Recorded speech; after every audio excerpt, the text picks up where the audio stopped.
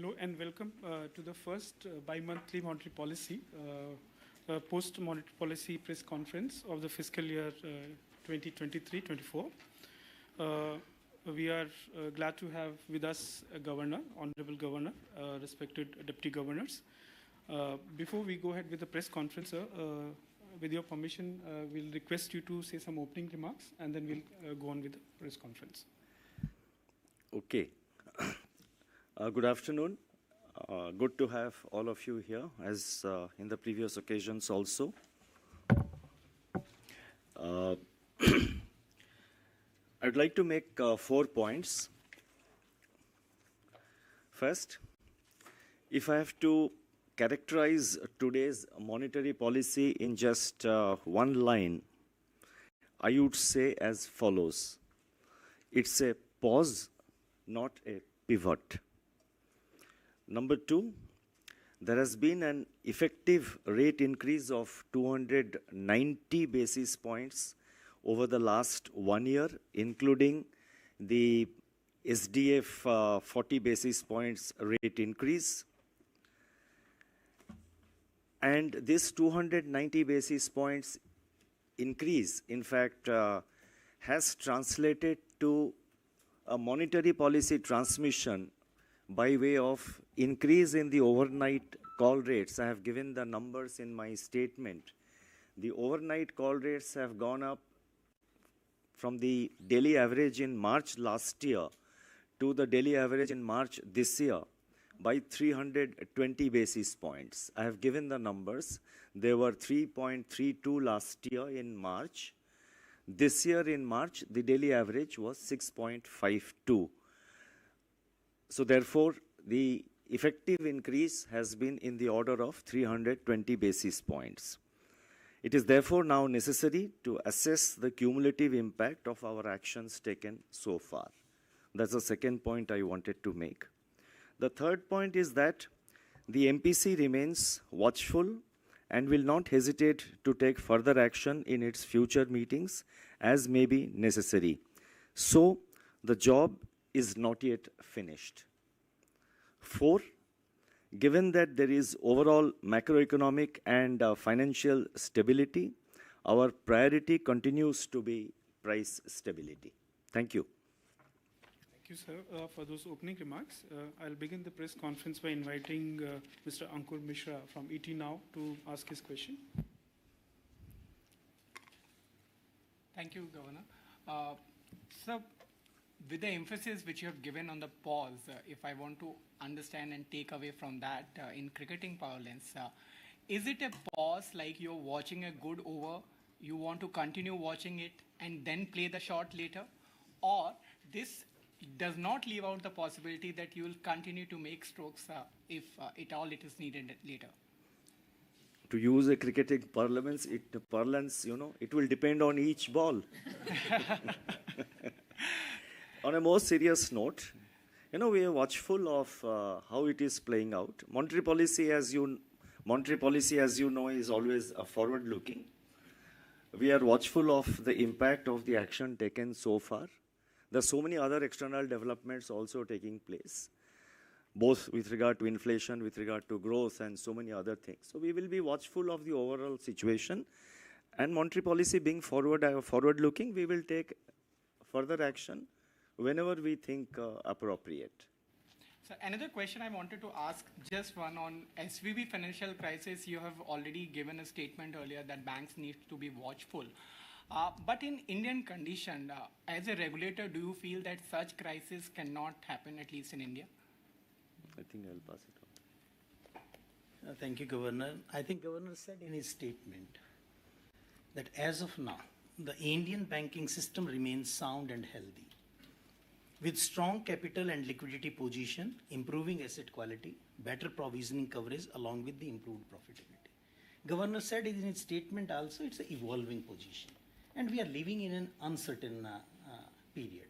But one thing I would like to add, that the prudential regulation are across the commercial banks are uniformly applied, whether it is SLR, CRR, LCR, NSFR, investment fluctuation reserve, and the stress testing.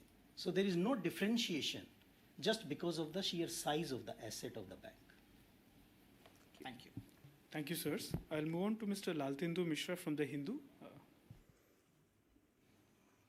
Thank you, Governor, for taking my question.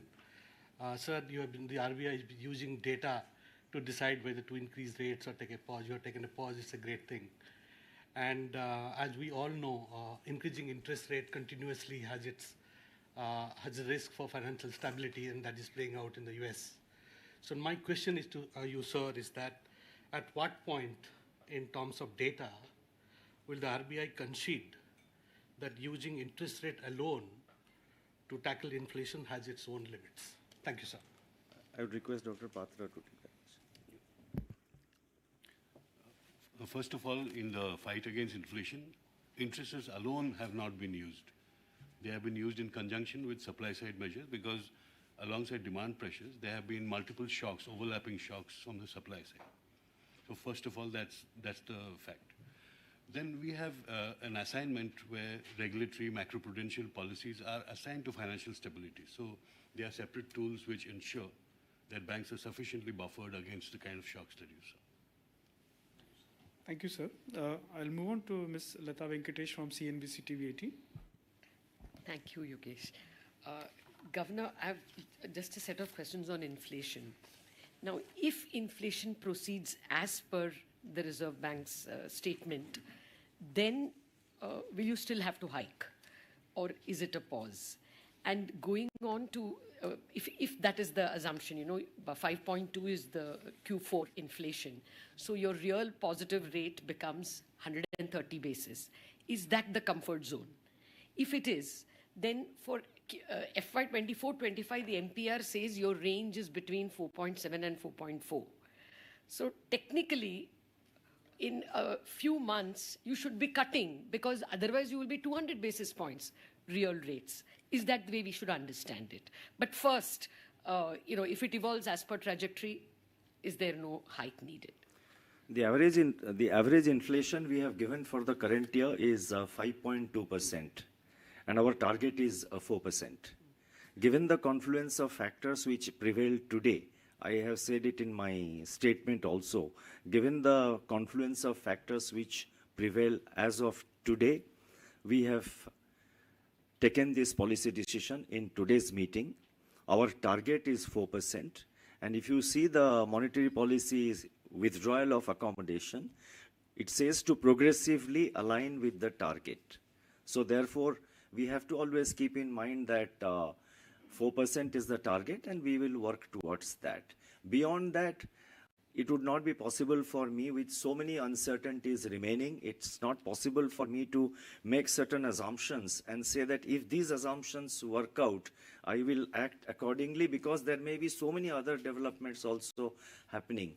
And in an extremely uncertain environment like the one we have today, I mean, just last week, you had the OPEC Plus cut, and I have referred to it, with so many other developments taking all over.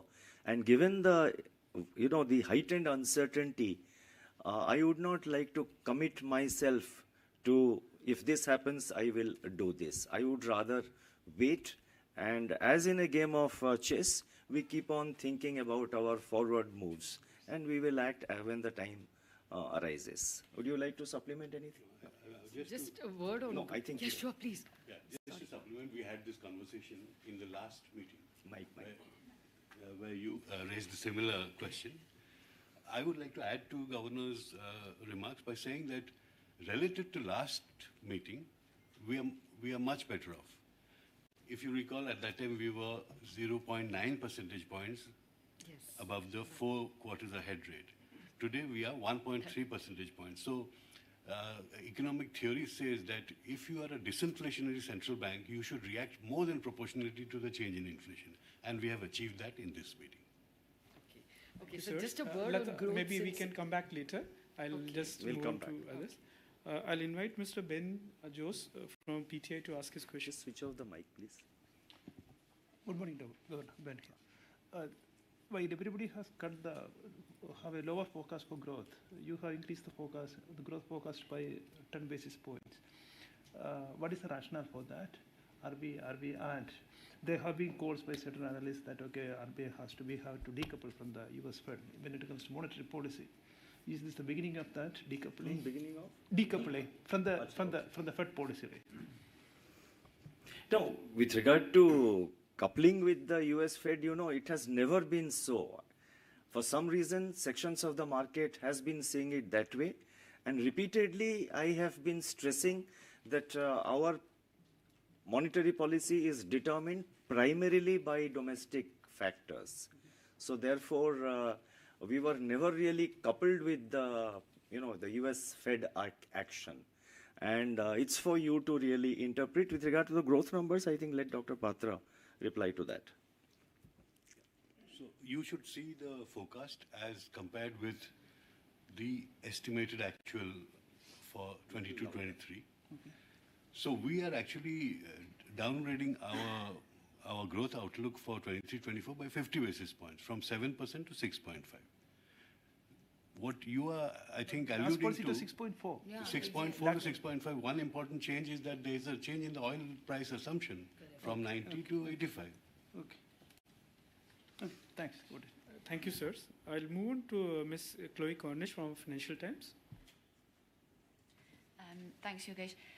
Some bankers are considering the 6.5% will be the terminal rate, despite what you said about the willingness to take further action.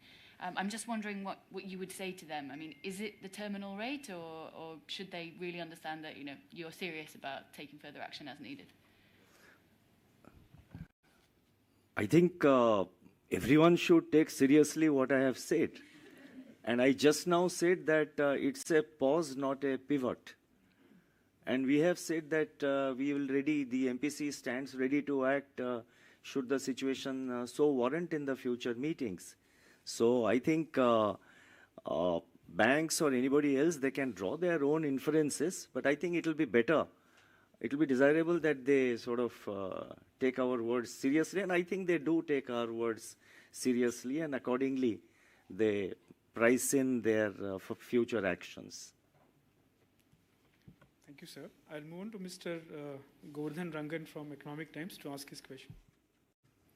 So good afternoon, Governor. You mentioned about the OPEC decision that has actually caused the volatility. But if you look at that statement, you have actually decreased the crude oil price assumption from what it was in the past. Plus, your action and the forecast, like for the first time you used the phrase that for this meeting only, which I don't think which you have ever used in the past. So your forecast and your actions are kind of appears to be a bit contradictory or contrasting. How does one read all this projection which takes the inflation down, but at the same time saying that this is not a pause? In the sense we are not going to stop here. How does it add up? You see, $85 per barrel is the average for the whole year. Today the prices have gone up to 85, and they are now, I think morning they were just little below $85 per barrel.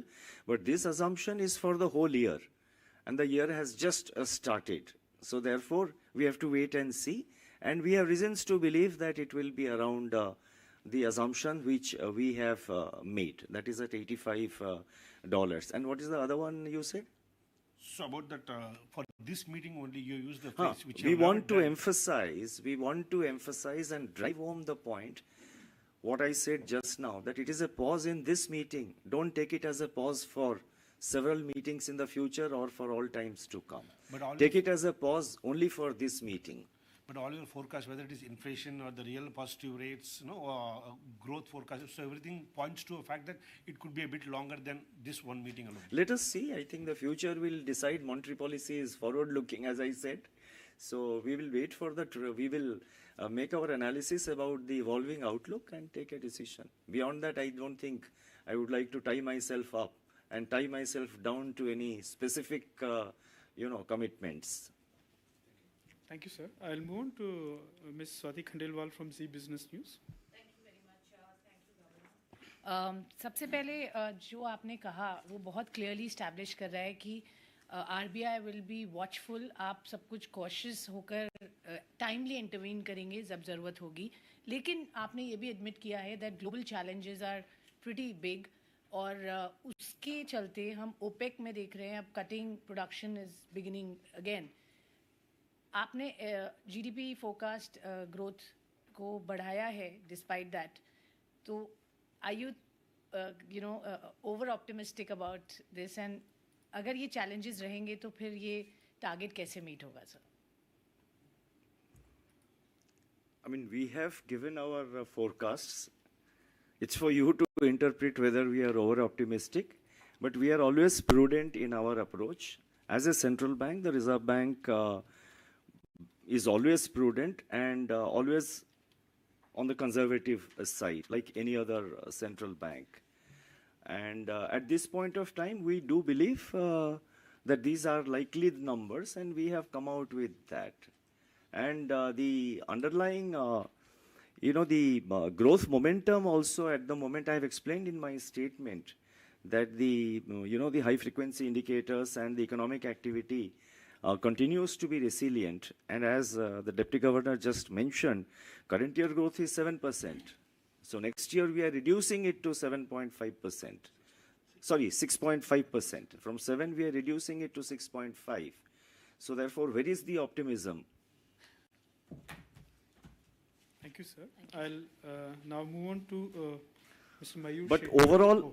overall, we are optimistic about the Indian economy. Sure, sir. Thank you, sir. I'll move on to Mr. Mayur Shetty from Times of India. Thanks, sir. Governor, you mentioned that the cumulative rate hike works out to 6.9%, including the SDF. But the SDF operates only on one end of the corridor. Sorry, you said 2.9% rate hike. And what happens when the rates move outside the corridor, and what would be the relevance of the reverse repo rate? And so one more question, if I may. Recently, there has been a lot of news on countries moving away from the dollar as for trade. So I was wondering if you could give an update on India's move to internationalize the rupee for trade. I think the first part of the question, Dr. Patra, you can take. And the second part on rupee, DG Ravi Shankar can take. So if you recall, during the pandemic, RBI managed liquidity in such a way that the call money rate, which is the operating target of monetary policy, hovered around the reverse repo rate. Okay, so that was like close to 335.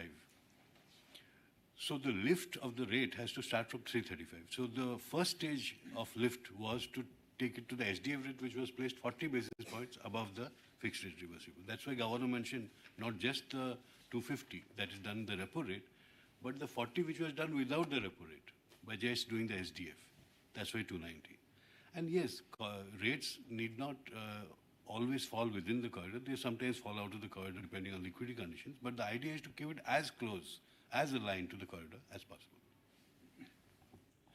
On the interest, on the rupee internationalization, we are seeing that interest. Volumes are not picking up as much, but I think those are teething issues that needed to be worked out. So the number of countries from which interest is coming is gradually increasing. The number of banks with whom accounts are opened are gradually increasing. The number of overseas banks who are opening those accounts are gradually increasing. So, the initial processes are on, they are encouraging, but this is, as all of you would realize, a long-term objective, and we have to build towards that. Thank you. Beg your pardon? People have actually exported and imported on rupee. Some transactions have happened, definitely, yes. You see, the stakeholders on either side, they're getting adjusted to it. It's a completely new paradigm for stakeholders, for importers and exporters from both sides, for banks on both sides meaning India and whichever is the country at the other end.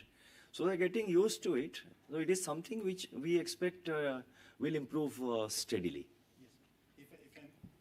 If I may just add, we are seeing a lot of official interest in this. Other central banks, other governments taking note of this and trying to talk and find out and explore the opportunities as well.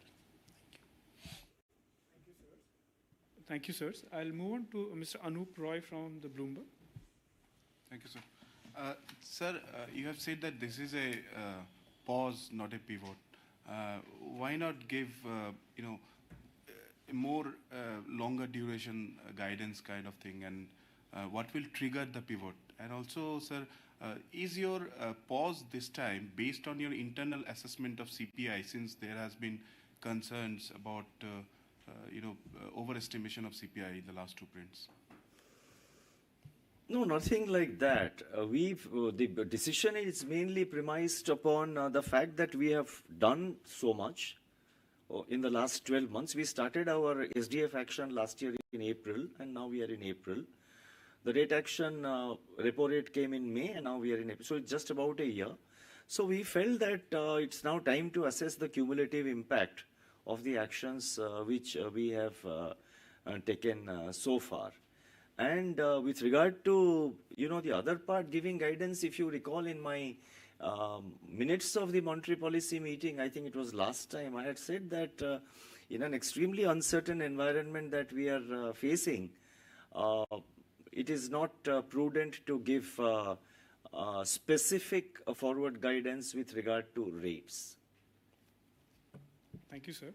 Sir, about that CPI thing, sorry. Okay. CPI? Is your pause based on the CPI, your internal assessment of CPI? CPI is the domain of NSO. We have brought to public sensitivity the issues therein, that if there is no price, there should be no, it should not be an issue of how missing, like when mangoes go out of season. There is no mango price quoted. So that should have been the approach. That's all we are saying. We are not going to tamper with CPI or assume that it will change methodology or anything like that. We take it as it is. Thank you, sirs. Mr. Manojit Saha from Business Standard. Thank you. You have said that on the stance, because there is a lot of discussion on the stance in the market also. You said the overall inflation is above the target, and given the current level, the present policy rate can be still be regarded as accommodative. Does that mean that until and unless inflation comes to 4%, there is no question of changing the stance to neutral? Because neutral stance could be interpreted as a dovish signal. That is one. The second is the inflation, domestic inflation depends on the pump prices. Does it give you the satisfaction that since pump prices are not responsive to the crude prices of 85 or 90, so a sharp increase from 85 to 90 to 95, even 100, the pump prices may not change because it has not changed when it was 70. So does that give you the comfort that even if there is a shock, that your inflation projections will not change much? You take that. So just to answer your question in specific terms, this stance is valid up to 10 a.m. June 8, 2023. At that time, the governor will give you the results of our review of the whole situation, including forward-looking indicators. What was your second question? The pump price. Yeah, pump price. Yeah. Pump prices. As you know, some time ago, the government decided to link pump prices with international prices. Okay, but that mechanism is now not in operation. So giving you this sense gives you the sense of the under-recovery of oil marketing companies, the likely hidden inflation, which can surface if it is aligned again. But it's just to give the public that awareness that there is this difference there. And just to supplement one more point, when you make a certain assumption about the crude oil price, it basically reflects that your import bill for oil will go down, and consequently oil import in value terms will go down. So to that extent, the net exports also get impacted. And net exports, is an important component of calculating our GDP growth. So therefore, we do take, we make certain assumptions about the crude oil prices. Thank you, sirs. Before I invite the next participant to ask question, request limit yourself to one question, and if you have time, we will go for another. So I'll invite Anishka Kayastha from Hindu Business Line to ask a question. Mike. Good afternoon. The RBI has been asking banks to make additional provisions for top exposures. I wanted to understand, rather than leaving it at the discretion of banks, Are you possibly considering a provisioning buffer to ensure there's an adequate and uniform provision buffer that banks have, especially given the transition to ECL? And a second quick question, if you'll allow me. The proposal for pre-sanctioned credit lines on UPI is very similar to the BNPL model. Is the RBI warming up to the model, and how will integrating it with the UPI network sort of help avoid the issues of the past? Thank you. Okay. I think DG Rajesh can take. No, I think provisioning, banks are required to make provisions for expected losses, and for the standard assets, they are required to make additional provisioning as based on their own ability to make provisions for standard assets. So that is something which has been already conveyed to them, and there is no change from what we have prescribed on that particular issue. As regards the BNPL issue or the pre-sanction, I think the guidelines is very clear. It is actually supposed to be a sanctioned limit into the account, and thereafter the transfer will take place. There's no real linkage to the BNPL concept as it stands today. See, it's a pre-sanctioned credit line. That means a credit line has been sanctioned by the bank, and the customer can now operate it through the UPI. That's all that we have said. Ravi Shankar, you want to add something? Nothing said. I mean, that is the client. BNPL is just one type of transaction you're thinking about. Think widely, think of UPI, which currently, involves transactions between deposit accounts or wallets, will now expand further to accounts on credit, on credit lines given by banks. So in a sense, you can actually, reduce the number of cards that you carry and do those transactions on UPI rails. So it's more than just what you mentioned.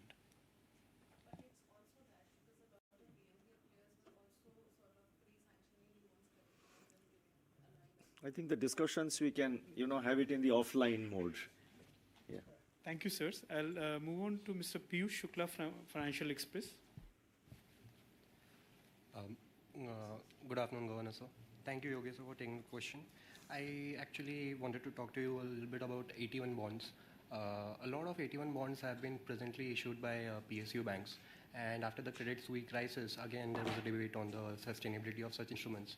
So are we looking to provide some sort of feedback to lenders, especially the private ones, on their exposure to such bonds, number one? And if you could also tell us a little bit on the approach, Deputy Governor recently spoke about SRO being formed for fintechs. So what is the, I believe FACE has also come up with a proposal to the RBI for creating a SRO for fintechs. Can you just give us a guidance as to what is the progress on that? Thank you. First question was? First question was? The AT1 bonds ecosystem in India remains quite robust, quite stable, and it is a part of the Basel regulations, and we have adopted that in our country also. And there is nothing more really I would like to say with regard to AT1.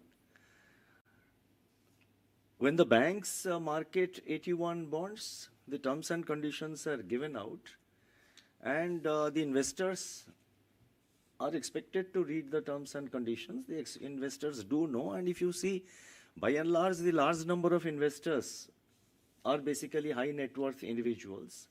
And it's a part of the Basel regulation, so we have adopted it, and there is nothing more that I would like to add on the AT1 bonds. With regard to the SRO part, individual application, if it has come, I cannot comment on that. You see, we, as a regulator, we also, have been this is not the first time we have talked about, SRO facility. We expect the sector itself, the regulated entities themselves, to take certain ownership and to decide certain micro aspects of going about their business. There are certain things which we prescribe on a regulatory level, at the macro level. At the micro level, we would like the SROs to play a more proactive role. Would you like to add anything, DG Rajeshwar Rao? No, nothing right. No, I think Governor has covered it, so I don't think. Yeah. Thank you, sirs. I'll move on to Mr. Pankaj Ahe from The Informist. Thank you. Governor, sir, with the MPC taking a pause on rate hikes, do we now see the RBI's monetary policy playing out more through the liquidity channel? That is one. And relatedly, 5.3 prediction of inflation, which is there in the public domain now, does the RBI somewhere fear that perhaps core will align to headline rather than the other way around? Sorry, will headline align to core rather than the other way around? Core has been stubborn for quite some time and seems to be driven more by supply side as... No, our decision is until the next meeting. So that's standard practice among central banks everywhere. So you will hear our review then. As far as core and headline are concerned, we also have done a lot of research, and we find that actually headline aligns to core over a period of time. But it depends on specific circumstances. Like if there is abundant liquidity, headline aligns with core. But if there is a liquidity shortage, then it happens the other way around. Our sense is that both will moderate towards the 4% target. Would you like to give a time frame for that? Broadly. Until the next meeting. Thank you, sir. I'll move to Mr. Hitesh Vyas from the Indian Express. Hi, sir. Good afternoon. Just wanted to check about new umbrella entity. Last February, you had said that evaluation process was on, but there has been no announcement. Just want to know why is there a delay in granting the license? Yeah, we have had a look at the applications. You see, the objective was to introduce, through the new umbrella entity mechanism, introduce some innovative infrastructural value-add facility into the system, because our digital ecosystem, as you know, is already, quite active, quite innovative. We just wanted to bring in new ideas. We did not want something which is either incremental or a substitute of existing ideas or technologies. Now, of the proposals that we have received, we did not see, we did not quite see any innovative or infrastructural solution that had come up. So, so that's where it lies at this point. Thank you, sir. I'll invite Mr. Sachin Kumar from New Indian Express to ask his question. Hi, sir. Good morning. You have mentioned in your speech that RBI is looking for a durable decline in inflation. So if you can please elaborate on how much fall in inflation will qualify as durable. You see, durable means that it has to be a sustainable decline, not that one-off in 1 or 2 months it goes down and again it goes up. So durable means on a sustained basis inflation should go down and progressively align with the target. These are the exact words which we have used. So we will wait. We will see how it moves towards the target of 4%. Idea is to take it closer to the 4% target. Right. Thanks. Thank you, sir. I'll move to Mr. Shishir Shelar from Doordarshan. Hi, sir. Shishir here. So just want your comment on the recent development where the RBI, where the IMF said that India has taken a good move as far as the digital payments are concerned. So just want to, and also it's quite important because you have taken a decision today also as far as the great lines are concerned through UPI. So want your comment on that, that what probably the future scope of digital payment in India that probably in pipeline, probably RBI is thinking of. You see, digital payments have come to stay. And in the last few years, I think in the digital payment space, India has made phenomenal progress.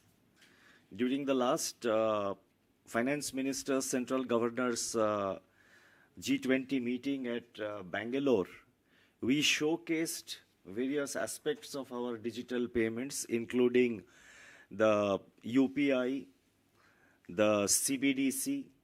UPI we had also just launched before, a few days before the Bangalore meeting, we had just launched this facility of enabling travelers from foreign countries to also utilize the UPI to make local payments, even though they did not possess, even though they do not have bank accounts in India. The linkage with Singapore Pay Now and RBI's UPI had just been also launched 4 or 5 days before the G20 finance ministers and central bank governors meeting that evinced a lot of interest. Now, I think there is the phenomenal success of UPI in a large and populous country like ours has evoked a lot of interest. And I think going forward, already the RBI and the NPCI are in dialogue, in discussion with a number of countries to have similar arrangements as we have with Singapore, and to also enhance the footprint of the UPI. CBDC also, let me mention that the CBDC in the Bangalore meeting that is our version of the e-rupee, the central bank digital currency, was seen with a lot of interest.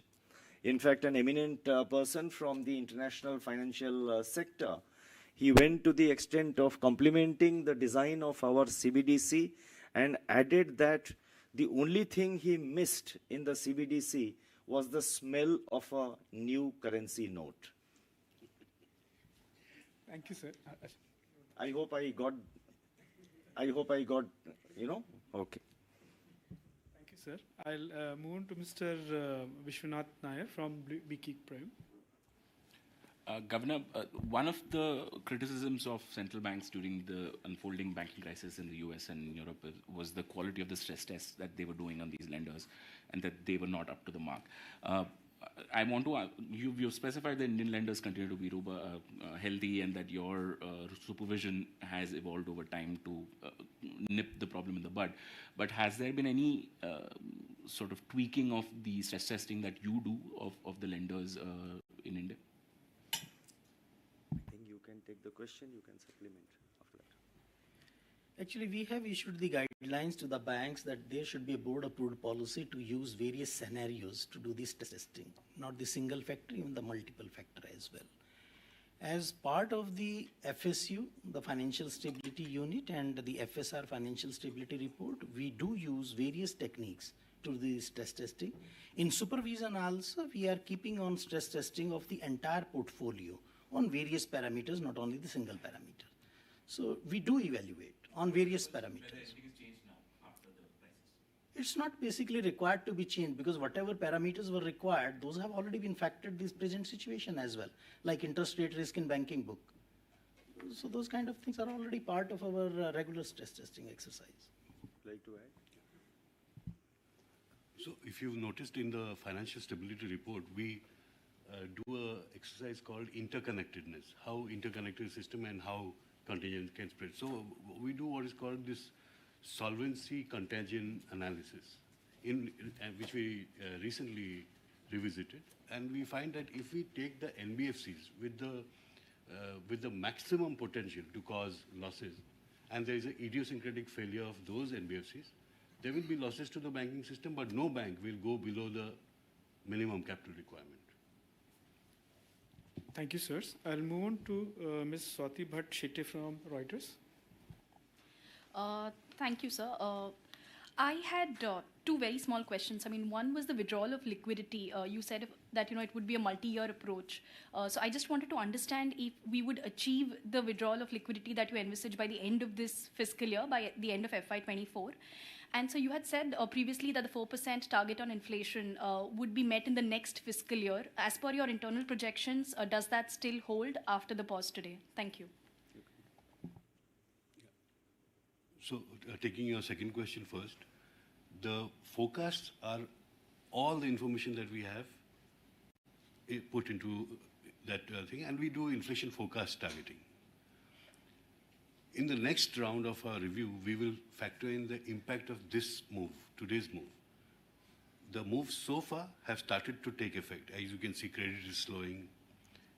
Rate-sensitive sectors are already showing the impact of monetary policy. Now, as we progress with this cumulative action, it is possible that the forecast path will change towards the 4%, which we hope. And that is what we will review in the next meeting. As of now, does it still get achieved in FY25 or does it not? Yeah, the baseline forecast suggests that we will reach to 5.2 by the end of this year. Okay. Absent today's action. Okay. Okay. The cumulative action of past actions going through still, what we have seen so far, they will continue to play through, and today's action will also play. So it might change the path of the inflation rate in the next meeting. Thank you, sir. You didn't answer, sir. On the liquidity, will you achieve the withdrawal by end of FY24? Actually, liquidity has already flipped. If you notice, we are already into repo transactions. The main operation became a 14-day repo, followed by a fine tune. At the current time, the government spending is so much that the system is flush with liquidity. SDF has now gone up to nearly 3 lakh crore. So we will see as it goes. Thank you, sir. I'll move on to Mr. Roisuke Hanada from Nikkei. Hello. Good afternoon. The next week, the spring meet will be held in Washington, and I understand the governor is going to attend it. And what kind of the discussion do you exactly accept on that meeting, especially regarding the financial new regulation of the financial framework? Thank you. You see, the spring meeting of the IMF will be preceded by the G20 meetings, and the points which you mentioned are expected to be discussed in the G20 meetings. That is G20 meetings of the finance ministers and central bank governors. We have highlighted and stressed our priority in the last meeting of the finance ministers and central bank governors, and taking into account the developments which have taken place in the intervening period, and also taking into account some of the legacy issues which are persisting from previous presidencies. In other words, let me say that taking into account the legacy issues which are still persisting from the previous presidencies and the priorities of our presidency, broadly we will discuss the following points. One, we will discuss about, and these are our priorities, these are the Indian priorities also. We will discuss about the recent incident of stress in the banking sector in some advanced countries, to be precise, USA and Switzerland. Number two, making non-banking financial intermediaries more resilient. Number three, financial risks from climate change and the need for climate finance. Number four, macro-financial risks from crypto assets or cryptocurrencies or whatever you call them. Number five, managing risks from third-party dependencies, including big tech and fintech. Number six, enhancing cross-border payments. A point was made there. Number seven, better reporting of cyber incidents.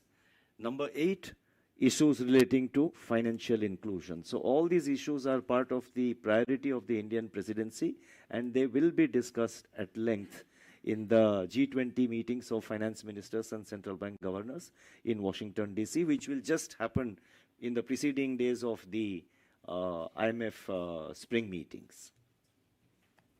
Thank you, sir. So with your permission, last few questions I'll take before we close the press conference. So I'll invite Mr. Anand Adhikari from Business Today. Good afternoon, Governor.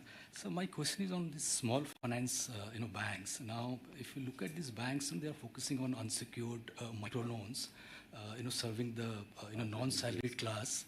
And even if you look at the geography, they are concentrated in smaller geography. And I've seen, if you see the kind of NIMs they are offering, it's much higher than the bank. So, they are able to offer higher deposit rate also. So deposits in a way are also moving, to small finance bank, even in a small way. My question is, don't you think this kind of model could pose a threat, to financial stability, not in the next 2 to 3 years, but let's say 5 to 10 years down the line?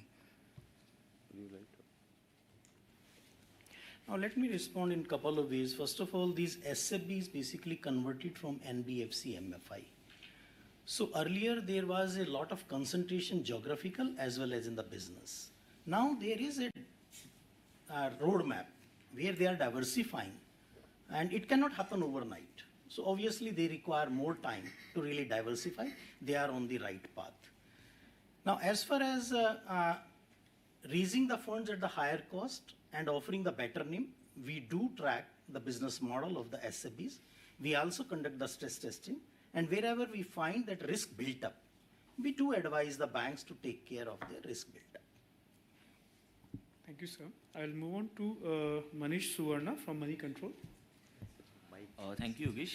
Good afternoon, Governor, sir. So my first question is on the RBI's inflation forecast for FY22. FY24 is little change, despite a big drop in your crude oil assumption to $85 per barrel. Does this mean factors like monsoon and exchange rate are expected to make inflation management difficult?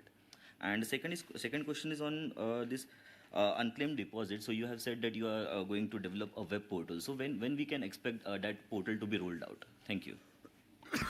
You can reply the first part. Portal you can reply. Yeah. On our forecast, the big change is actually in the second half of the year. Okay, and that you can directly link with what is happening right now. The high inflation of the current pay, yeah, exactly. Malata pointed out that there is going to be a base effect playing. Because of high inflation now, you will get a favorable impact then. That is what has changed between February and today, because we got a print in between.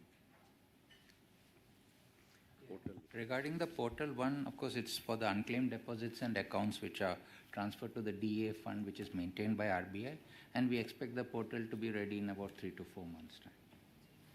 Thank you, sir. The last question to the Mint. Good afternoon, Governor. My question is with respect to transmission of rates through the banking system.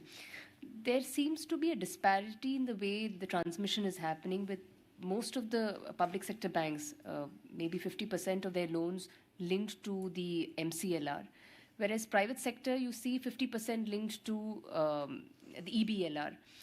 This is, which means that the rate at which the corporates, the rate of hikes that the corporate loans are getting priced at is much slower than the rate at which the price hikes are getting priced in for the retail loans. Do you think now this is the time for a sunset clause for MCLR? Because this is certainly a disparity between the corporate loans and the retail loans. No, I think point which you make is the MCLR, the reset between the borrower and bank normally takes place at an interval of at least once in a year. So to that extent, the transmission may be slightly delayed. That is a point which can be noted. But having said that, I don't think there's any proposal being considered at this point to, what do you call, provide a sunset clause for the MCLR. Thank you, sir. With this, we come to the closure of the post-monetary policy if time permits, we have exceeded by 20 minutes of my scheduled time. So thank you everyone for participating in this press conference. I thank the top management of Reserve Bank, especially the governor and the deputy governors who made time to be with you today. Until next time, stay safe, stay healthy. Thank you very much.